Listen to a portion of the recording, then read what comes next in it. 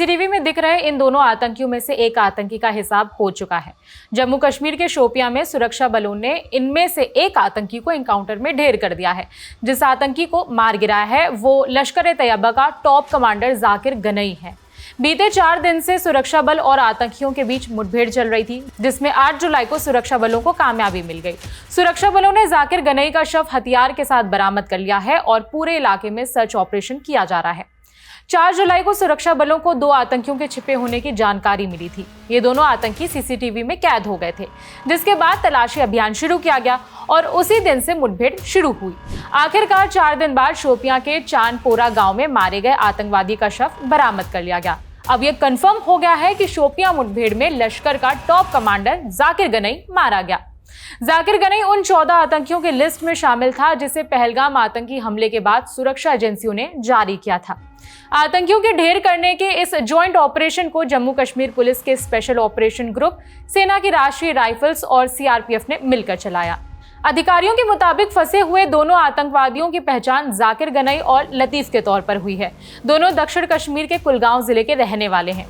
कहा जाता है कि जाकिर 2024 से प्रतिबंधित संगठन लश्कर-ए-तैयबा से जुड़ा हुआ है, जबकि लतीफ पिछले साल इस संगठन में शामिल हुआ था। मुठभेड़ तब से शुरू हुई जब आतंकवादियों ने सेना की एक टीम पर गोलीबारी की, जिसके जवाब में सेना ने भी गोली चलाई और दोनों पक्षों के बीच मुठभेड़ शुरू हो गई।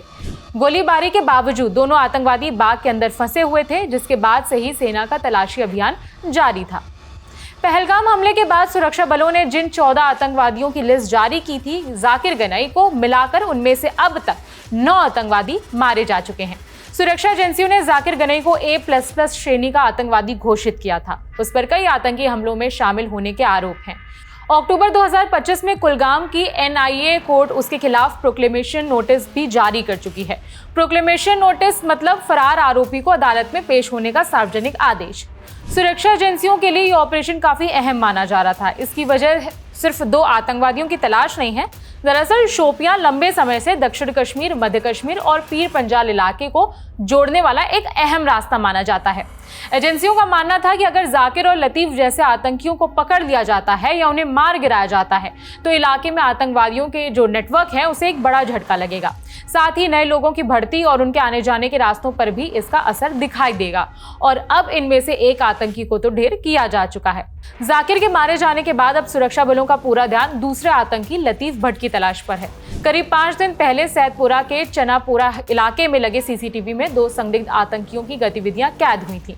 इसके बाद सुरक्षा एजेंसियां सतर्क हो गई और इलाके में लगातार निगरानी बढ़ा दी गई। अब देखना होगा कि दूसरा आतंकी कब पकड़ा जाता है या उसे कब मार गिराया जाता है। जो भी अपडेट होगा हम आप तक पहुंचाएंगे। इस खबर में इतना ही। खबर लिखी हमारी साथी सुप्रिया ने। मेरा नाम है विभावरी। अपडेट्स के लिए देखते रहिए दी लेलन टॉप। शुक्रिया।